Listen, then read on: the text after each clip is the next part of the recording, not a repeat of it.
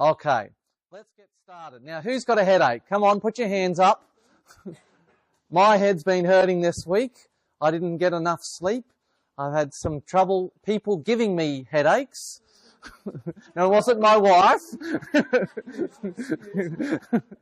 And so just realising that there is a physical headache, but there's also, we know, stress can give us headaches, and there are also spiritual headaches as well, that challenging what to do with problems. And so we're going to look at that. So I want to know from you, there is actually 95% of people get a headache across their life. Would you say you've all had a headache at some point in your life? Yes, okay, good. You fit in that 95%. Apparently 5% don't have a headache. I find that surprisingly. I wish. But then they said 66 of the population of the world all are saying they're having headaches. And that will obviously, they just include their head aching, not obviously their neck, but a lot of it comes also from their neck. And you might, sympathise with these sort of pictures where you've got that, pain across your head. And then they say 4 to 5% of people are having a headache each day. I hope you're not in that group, but I don't want you to have that. Sorry? Been there, done that. Been there, done that. And that's where we actually need help. So the information you do hopefully will resolve some aches and pains, because I can have something that's just a little bit tight, and if I don't attend to it, it will then get obviously bigger. They actually say it's the third cause of disability in people under 50 years of age, with migraine being the first in that group.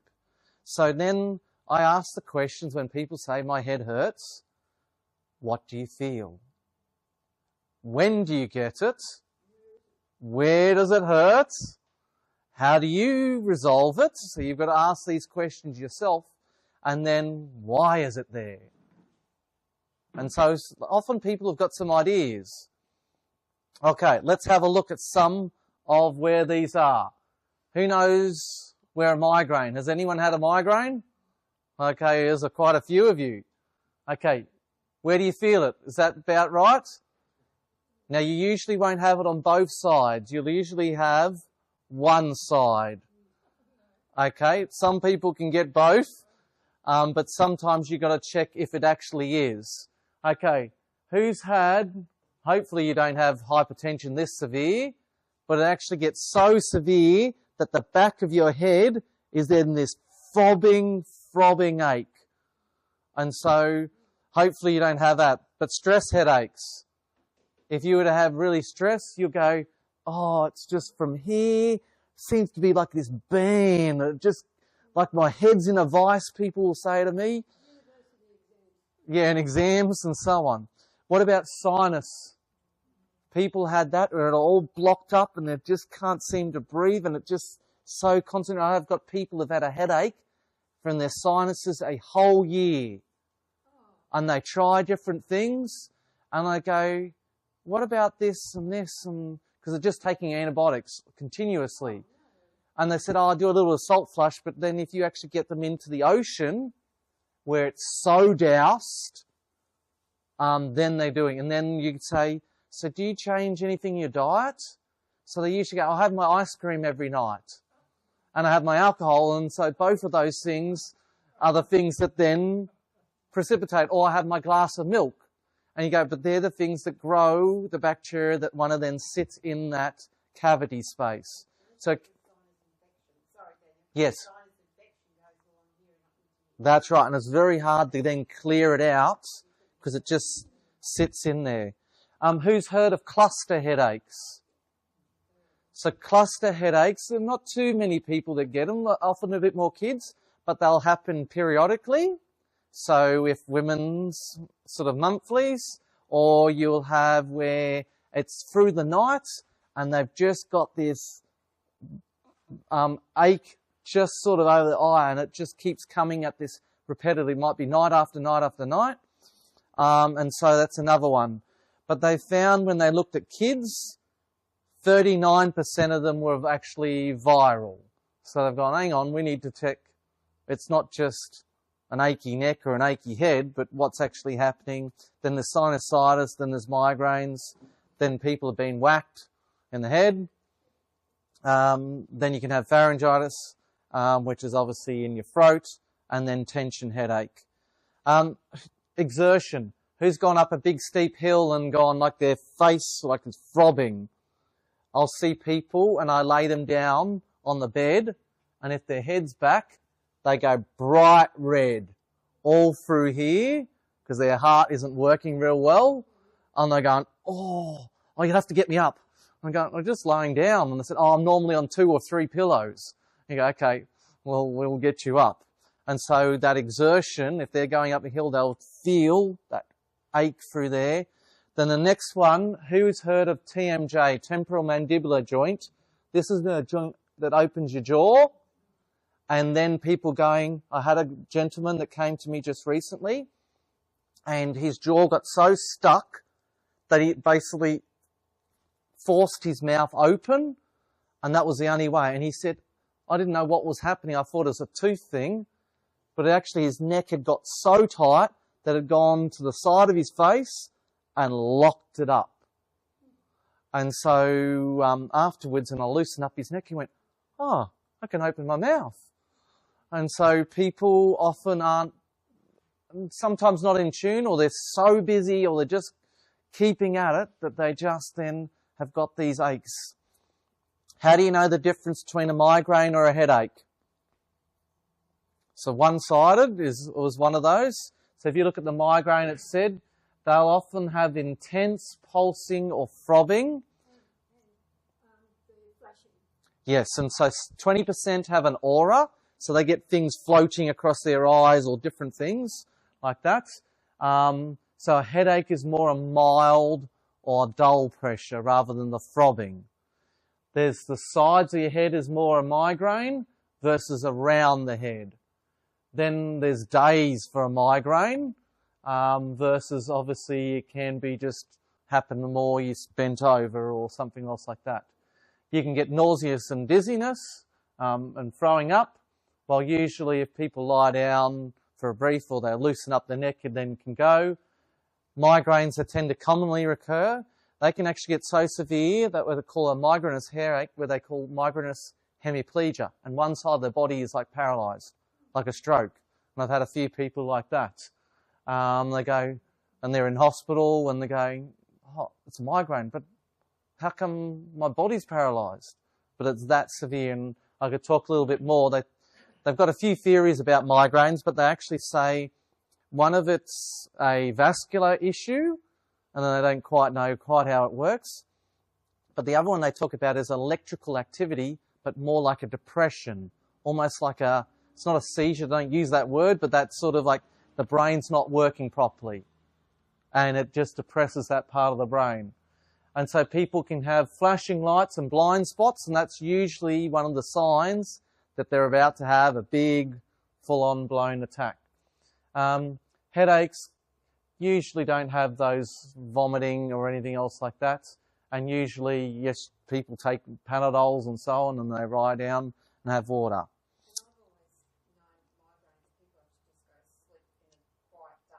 Yes. You can put up the noise. So the sight and sound are the ones, yes? The sound, not so much, it's light. Yes. Yeah, and when you get into the dark room and when it keeps you fluid up. Yes. Things like that, it seems to help a lot, but it just has to play out.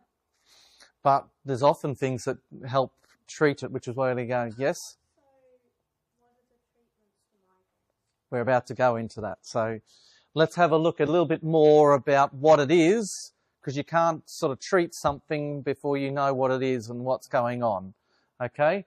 So what they call is a prodrome, which is about 24 hours before the headache attack. So there can be mood changes. They can have trouble sleeping, trouble difficulty. And then they say they have what the second stage is a aura, which is 5 to 60 minutes before or during the headache attack. Okay? Their muscles can feel weak, like I just said. Their vision can then change. They've got sometimes tinnitus, or they've just got these loudness, and they can't handle any of that. So we get quite a number of people that have got autism, and if they get that sensory overload, it's like their brain just shuts down, and I don't want to know. And that's why you'll see a lot of them got headphones on, or they're just wanting to drown that out. And so not that they're having migraines, but it's just dealing with the brain and how it deals with that. That headache attack can be between 4 and 72 hours. So you can have a headache, but you can sort of always sleep and it's gone. Or they might be having a migraine, which will be for nearly 3 days. It's usually very severe instead of mild, and it's very sensitive to the sound, lights and odours as well. But then afterwards, like where I've had people who've had that sort of seizure, which is where I'll probably have a look at that, people feel extremely tired and fatigued. They're just like they're wiped out. And neck stiffness, I struggled, I was at school and there was some girls that had some migraines and going, what's happened? Like they've gone home. Like what's going on? And they're out of action a day or two, and I'm going, it's a migraine. Like, isn't it a headache? But I didn't know enough. And I just thought they're trying to skip class or something like that. But no, there is where some people are dealing with quite a lot. And so their neck can be stiff. They've actually found, this is part of the question about what can you do, they found if you treat the neck, that they may not get the actual symptoms. So not always, because it's multifactorial. And then there's that trouble focusing. So this is where we want to have a look at how do we treat this. Now, if you only go, here's a medication. So I worked in a neurology clinic and they said the treatment for migraines is caffeine. Here's a caffeine tablet. Or here's some stronger tablet. I'm going, how is that holistic? And so we need to go, what are the physical underlying issues? What are the mental issues that the person's dealing with? What are the social? Do they have social supports? Or is there things that are quite traumatic in their home? And then also, what are they spiritually being attacked in that process? And so we're going to look at a holistic view of dealing with my head hurting and your head. All right, let's have a look at a few physical causes. Who here has a phone or a tablet and spends part of their day like that? It might be books, but yes, part of that is the more you're bent over. So your head, they say, is about 4 or 5 kilos. I was surprised by that. But yes, it's quite heavy. So if you then put it 30 degrees forward, it's now 18 kilos. Keep bending it forward, and now you've got to 24 kilos. Get to 70-degree angle, and it's now 28 kilos. So no wonder people say, my head feels heavy. It's so far forward. And when you were in that position, a lot of people from being in that position, they'll actually start to feel depressed just because that's the position of trying to close out the world and being there. But if you then, now I'll watch you, okay, if you then lift your head up tall and you're looking tall, suddenly you'll feel better about the world just by your posture, because there isn't a weight on your neck and on your body. So there's then the physical cause, how we use our head and our neck. What about fatigue? Does it play any part in how we sit? I'll be watching you and you'll be watching me. See this person here, he's got his feet up, he's bent over. Now he's gone into the opposite position. Let me recline back. And if you've got chairs that make you recline like that, they're not good for your health. You want to have where you've got your back support. I've got so many people who've got these executive chairs and they lean back, and every time they lean back, they've got no support. And so you actually want where it stays back and gives you support so you can lean. But yeah, you can be bent as this person is, or obviously the ideal person back here has got the screen top of the screen, basically at eye level, and then they can do a little chin tuck, not a crane your head forward. You want to have where the screen is a fist length away, certainly for this size screen, so that you're not trying to do that with your head. So many people with glasses and different ones are doing this a lot of the time. You want to have where your keyboard is then at that level. I've got plenty of people I find they've got shoulder issues on their right hand, because most people are right-handed, and they've got the mouse like this for 8 hours a day. And then you go, oh, put the mouse here and the muscles stay much more relaxed. And so trying to get the mouse in that position, getting where your heels are on the ground, so the weight goes through there onto your thighs. So your thighs should be taking the weight, and then onto your legs. And this is the same if you're in a car seat. A lot of the time, the seats are so far reclined, they're slumped, and then people go, oh, I've got the sore back. They're not using the lumbar support. The seat cushion might not be quite angled right. So you want to get where the weight comes onto your thigh and then onto the ground. All right, let's have a look at some other postures. Here's this lovely old lady. She's doing the dishes. Who gets sore doing the dishes? Bent over, doing it for 20 minutes, 30 minutes, or maybe all of you've got dishwashers. Some people are doing the manual work, but can you see if she puts her leg in the cupboard, she can then make sure that she's leaning from her hips rather than her neck and back. Okay, so that's a nice, neat trick. Okay, see this lovely tall lady. Okay, if you bent like that, she'll be sore. I've got a gentleman that's really, really sore. But if you then raise the bench with a special cutting table, then you can eliminate the problem. Let's have a look at ironing. Oh, doing that for half an hour, bent over, in like that. But notice if you put a little stool there, you can adjust your posture and then bend from your hips rather than bending from your upper back. Yeah, you might not iron, but there are a few people that still iron clothes. Okay, what about picking up the washing? Okay, I hope you pick up the washing, but look at this person. The washing can get quite heavy. Whatever's on the ground, and we all know, yes, you should bend your knees, but for something light, oh, it's just that weed. People will then not bend their knees, and they'll think it's quite light until it's too heavy, and their back will then hurt. And then the back hurt will often mean that the neck's also hurting. So if you do the good posture all through there, and you bend your knees, you pick it up, for everything light, you'll do it. What about vacuuming? I get so many people told to me, I do one room and I'm wrecked. I can't vacuum, I need to get someone else to do it. And you go, well, what are you doing? I'm doing this. And they're all bent rather than bending through your knees and doing what's called a lunge. So if you actually like that and you're moving it back and forward, then you'll find that you're in a good position. So that's what the lady in that picture is like. All right, now I'm going to make you even more uncomfortable. Flip the carpet up and then you don't have to vacuum. Oh, well, do you, what about tiles and stuff? Okay, what about now your postures, okay? Who can identify with this lady just here? Okay? People come to me and go, oh, I've got this hump at the back of my neck. My mum had it and I really don't want it. And you're going, well, how are you sitting?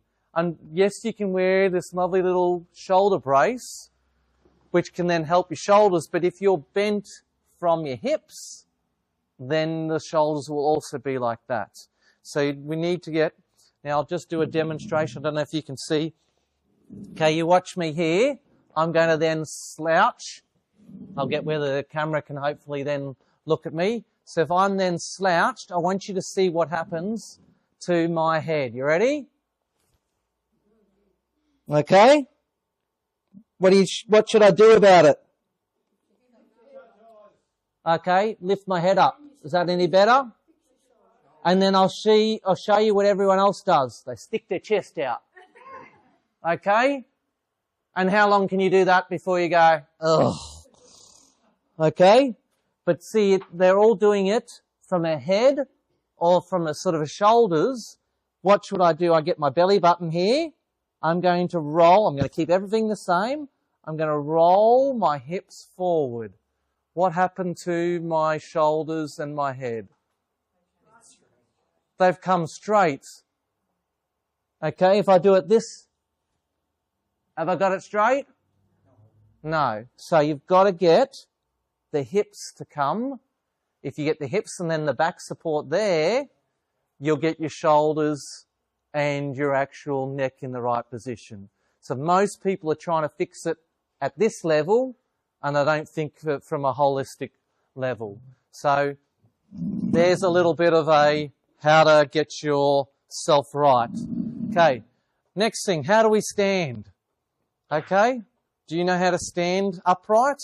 Or are you in there? I've got so many people, they've got these lovely lazy boy recliners, and they're like that in them, and then they stand up and they're like, oh, my back's a bit sore and I'm still bent in the shape of the recliner. I know you'll laugh, but it's actually part of the problem because it gets stuck in there, and especially the ones that you have to manually flick back, and people go, I can't flick it back. I'll just keep staying here until someone comes along. And so you want to get where you're spending more time actually standing. You're allowed to stand in this seminar. So the idea is to do a 5-step correction. So notice what happens if I be extra gravity. What happens to me? So how am I going to be better than that? I've got to do the opposite. I've got to then point up, head, tall. I sometimes will pull on people's hair. We'll put fingers just there so they go, oh, that's where gravity. Oh, yeah, no, I don't stand like that. Okay? Then you want to have where your sternum is not out like this or bent like this, but just nice and then straight. Your tummy isn't then sitting out like this. It's just got a little tiny little tuck. You find like a string around your belly button, and then you can just gently draw it in. Okay? Pelvis isn't then stuck out like that.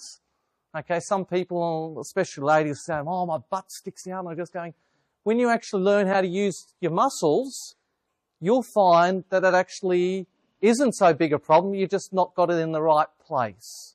So learning how to engage those. Now, some people have had abdominal surgery and they've lost a lot of that control.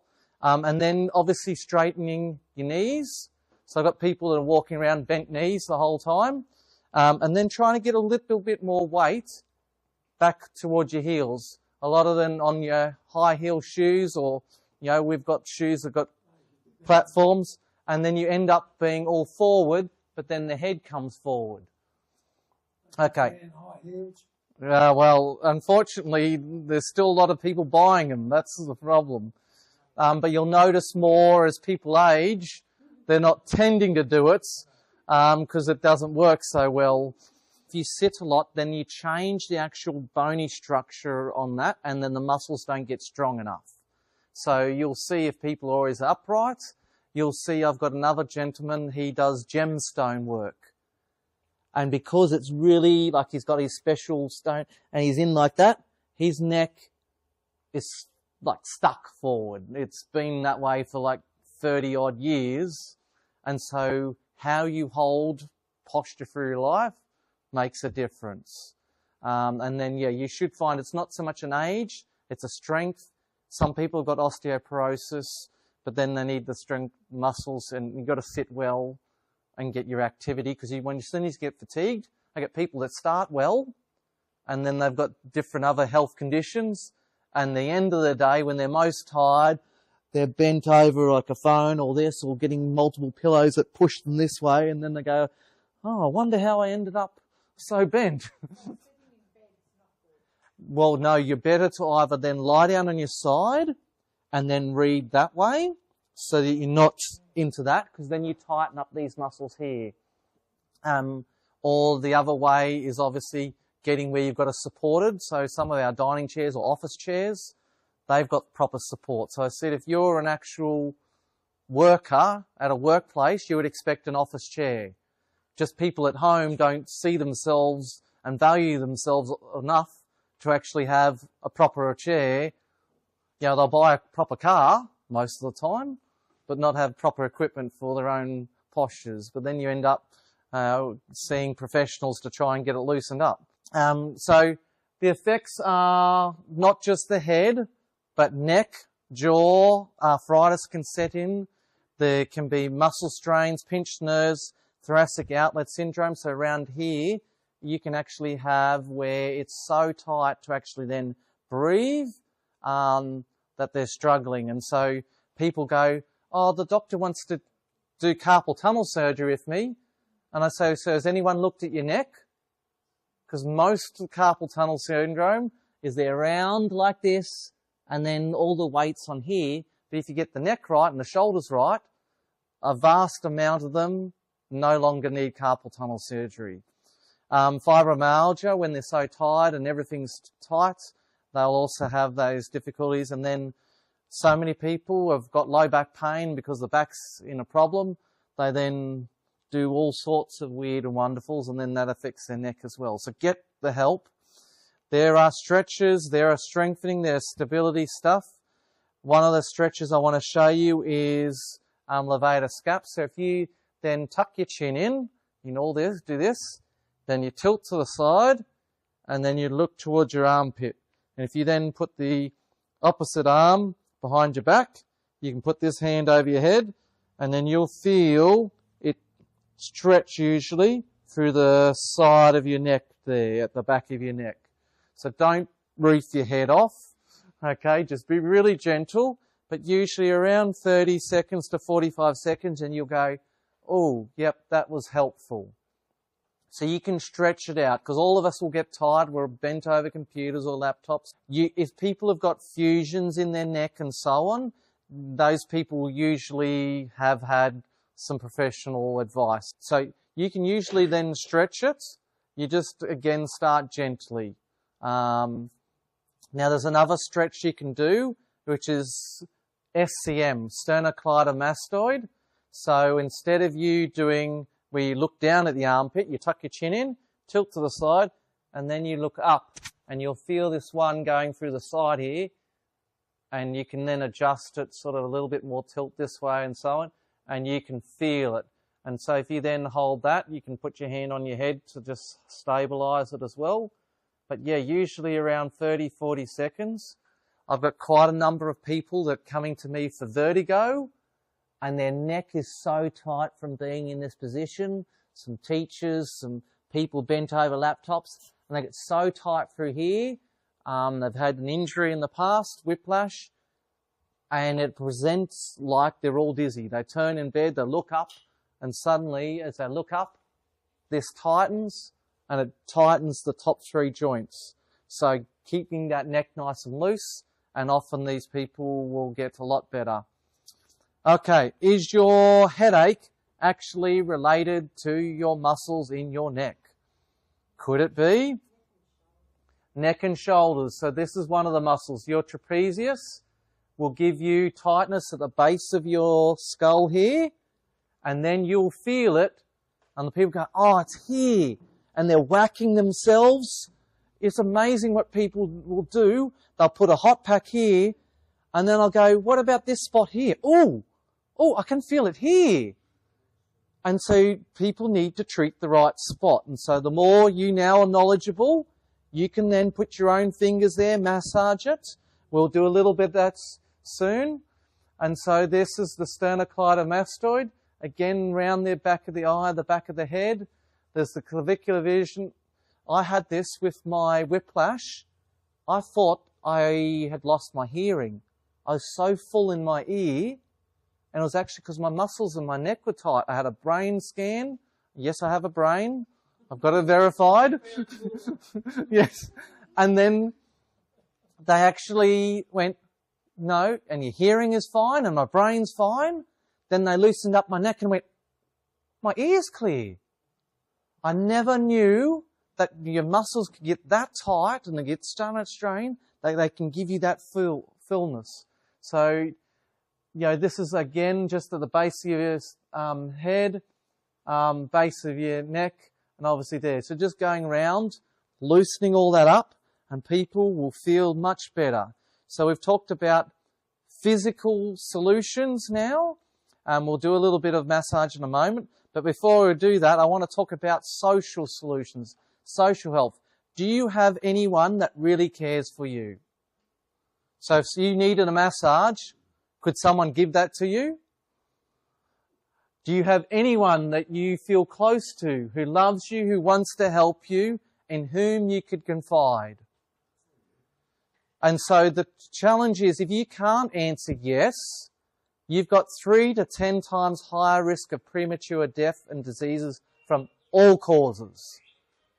Now, I'm good because my wife will come and tell me, as the physio sitting at my desk, going, Daniel, you're not sitting right. And I go, oh, sorry. But then we pass, and that's part of that social interaction of knowing sometimes that you're not looking after your health. And that's why it's so important to have that special connections. All right, we might go to Graham. Do you want to jump in? Righto.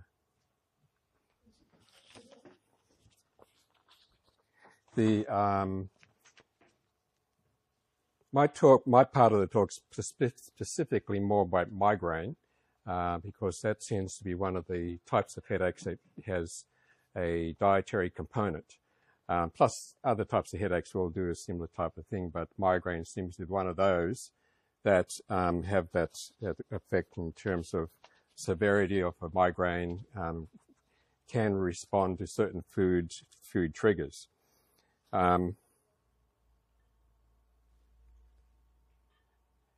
are the different phases of migraine that Daniel was mentioning earlier. And they, at various times of those phases, food can play a role.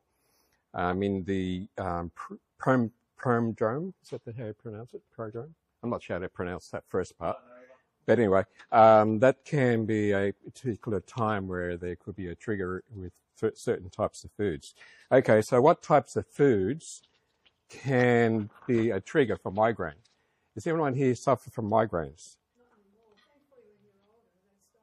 Yeah, usually yes, the migraines tend to be more prevalent with women and women of reproductive age.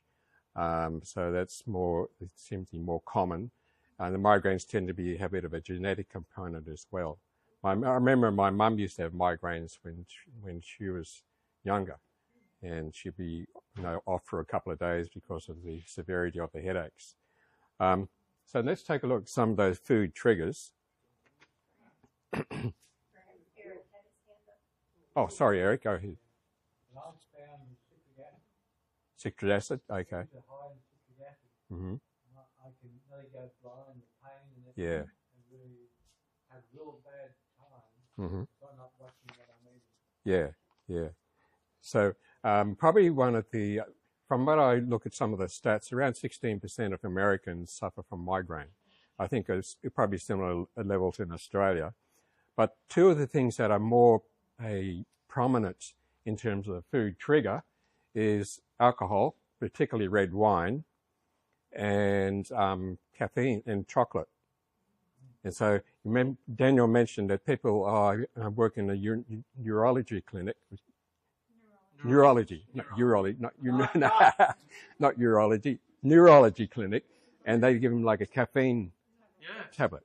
And actually caffeine can be one of those things that could trigger a migraine. And so you can go either way with that one. Yes.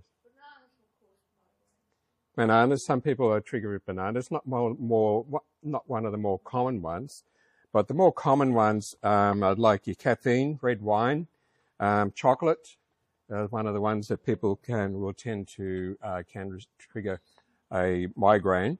Monosodium or MSG. Who has ever heard of the MSG or monosodium glutamate? Okay. And that's one, it's very common in, it uses a flavor enhancer. Twice a day.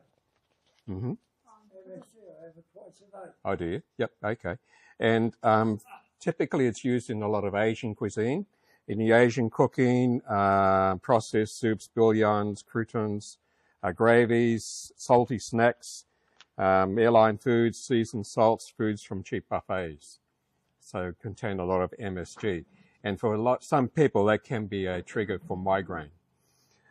Chocolate, your milk, not so much the white chocolate, more the dark chocolate, tends to be a trigger for migraine. I think part of that could be the actual chocolate itself, but also the caffeine in chocolate. Some of your dairy products are high in what we call tyramine. Tyramine is a type of amino acid, and it's found more like in your aged cheeses, your buttermilk, sour cream, yogurt, and that tends to have a trigger for some people in as far as a migraine. Citrus fruits for some people can be a trigger, like your oranges. You mentioned citric acid is one of those that you tend to also. Sweeteners, artificial sweeteners, one called aspartame.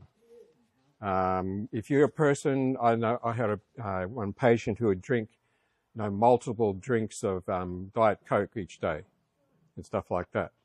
And they weren't getting, obviously, I'm going to drink this Diet Coke because I want to lose some weight. But if anything, they tended to gain the weight, which, it worked against itself. But in terms of those, as far as migraine, aspartame or your NutraSweet or your Equal can be a trigger for migraine. So in my reading on the migraine, there's no one and hard rule that everyone will trigger one particular food will trigger a migraine for everyone. Everyone tends to be a little bit different as far as that goes.